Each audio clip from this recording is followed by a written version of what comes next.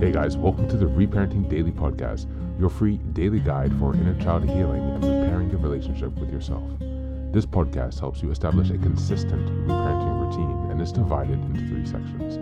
The first is a daily reading, the second is a discussion of that reading, followed by suggested journal prompts, and the last section is a peaceful binaural beats meditation for closing. Good morning, good afternoon, and good evening from whenever and wherever you're joining us. I'm so glad that you can join us today on this journey of healing, self-expression, and growth. If this is your first time, welcome. As a celebration of recently passing episode 500, I've opened up a free membership tier for our Patreon community. And this is so that you can access additional resources as well as join our weekly support calls for free. I understand that there's a lot going on in the world right now, and I know that so many people are really struggling. And so my hope with this is to encourage others to take up the serious work of reparenting and to offer a free community where people can do that. I'd also like to thank everyone who's been along for the journey so far, past episode 550 and continuing beyond. And so this is just a reminder to you all that this is a free podcast, but if you'd like to support the project, you can purchase the Reparenting Daily Journal. You can follow us along all year. This 333-page journal gives you extra insight and resources for each week and also provides space for you to keep your notes. Another way to support the podcast is to purchase the Fairy Tales for Reparenting series, volumes 1 through 3. This collection organizes famous and obscure fairy tales from around the world into 3 phases of the hero's journey, from beginning, middle, to end. While you may think that fairy tales are for kids, I'd like to challenge you. These stories contain profound truths and lessons carried down over centuries that we can use in our own reparenting journeys. It's a fun way to reconnect with your inner child. Each volume comprises 10 fairy tales. Each volume also contains an analysis section that helps you dive deeper into the message, as well as journal prompts with space for you to keep your notes. Lastly, you can also support this podcast by taking a paid Patreon subscription, by purchasing some of the books that are available on Amazon, or by donating on Buy Me a Coffee. You can find all this information on the Support Us section on the website. Thank you again for your time. And so now with these announcements out of the way, let's dive into today's practice. Today's reading is from the blog My Emotions Matter. The article is entitled, Recognizing Your Patterns, the Think, Feel, Act Cycle. This is a reminder the month is January, and the theme is self-awareness and self-reflection. We are in week 4, January 22nd until the 31st. And the theme of this week, the last week in January, is recognizing patterns of behavior. As always, I will read a portion of the blog article, and I will leave the link in the description and encourage you to check out the entire reading. Recognizing your patterns, the think, feel, act cycle. How well can you recognize your frequently recurring patterns and reactions?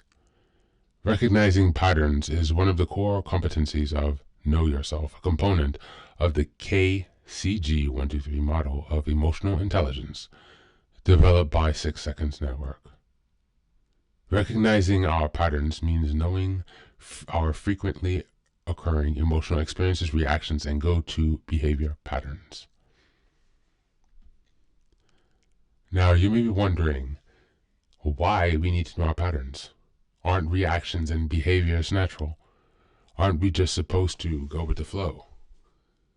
Well, we always have the choice to ignore thinking about our emotional or behavioral patterns. But the problem with doing so is that all of our actions can become automatic and not necessarily healthy ones. Without paying due attention to our recurring patterns, we are likely to make them automated and generated responses that may not be what's best for us in a given situation. A lack of awareness about our patterns can impact people around us negatively as well. For example, let's say I have a habit of talking in a loud voice when I am with my family because that is how I think they will listen. If I am unaware that that pattern may not be natural or acceptable in contexts outside of the home, I may end up talking to my friends and colleagues in a loud voice as well, thinking that it's normal, but they might not appreciate it. When we recognize our actions and reactions better, only then do we know how to manage them. A good tool for us to understand our recurring patterns can be the think, feel, act cycle. Now let's look at an example to better understand this. For a moment, I invite you to assume that you have a recurring pattern of putting off your assignments. Think, what sort of thoughts might you have to the situation? Let's say some of them could be, not again, I come back to this later, or I'll watch some Netflix for 30 minutes. I have plenty of time. Feel. How may you feel? I might feel relaxed initially, that I don't have to do any assignments immediately. Act. How might you act in this situation? When you realize you still have time in your hands, you start binging on some Netflix shows. But there's still that assignment pending. So what's next? The cycle will start again.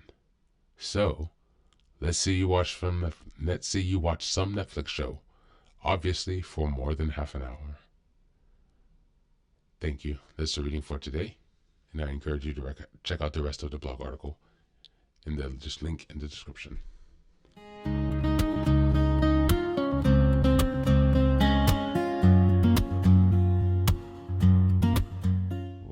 Welcome back. Now, this reading directly connects to reparenting, a process of nurturing and reparenting and guiding ourselves in areas where we may have lacked emotional support or healthy modeling in earlier life. Recognizing our patterns, as highlighted, is central to reparenting because it enables us to identify and challenge automatic behavior and emotional responses rooted in past conditioning. For example, a person raised in an environment where loud voices dominated communication might unconsciously adopt this as their default behavior, even when it isn't constructive. Reparenting involves stepping back, observing such patterns, and consciously choosing healthier, more intentional ways of responding to situations. By using tools like the think, feel, act cycle, we can break free from old, automatic reactions and rewire our responses to align with who we want to become. Additionally, understanding recurring patterns is a powerful way to heal and rewrite self-perception shaped by past experiences. Without this awareness, we might continue reinforcing behaviors that were survival mechanisms in the past, but are now counterproductive. Reparenting allows us to treat ourselves with curiosity and compassion, as a parent would with a child, empowering us to question the origins of our habits and make better choices. By recognizing patterns, we develop the ability to shift from reacting unconsciously to responding intentionally, laying the foundation for emotional growth and healthier relationships. As we move on to the journal prompts today, number 1, what are 3 recurring emotional or behavioral patterns in my life? And how might they relate to my upbringing or past experiences? Number 2, how do I typically react when I feel stressed or overwhelmed? What healthier alternatives can I explore to respond differently? And number 3, think of a situation where I acted on autopilot. What might I have done differently if I had paused to reflect on my think, feel, act cycle? That's it for today. As always, thanks for being here. Take care of yourself and do be well. Welcome back. Now, this is the third and final section of the daily podcast. This is your silent meditation. Please find a place where you can be comfortable and undisturbed, where you can relax and spend some time with yourself for this 10-minute silent meditation. You can choose to be sitting, standing, lying down, or in whatever position makes you comfortable today. Just take some time to listen to yourself. Next, be sure that you are taking some time to be with your breath to connect with your body. Don't be disturbed or overwhelmed by your thoughts. Simply allow them to pass. Just observe them. Do not engage with your thoughts. Only be mindful of them passing, as if they are drifting down a river. Use this time to connect with yourself. whatever time of day you are listening to this. Namaste.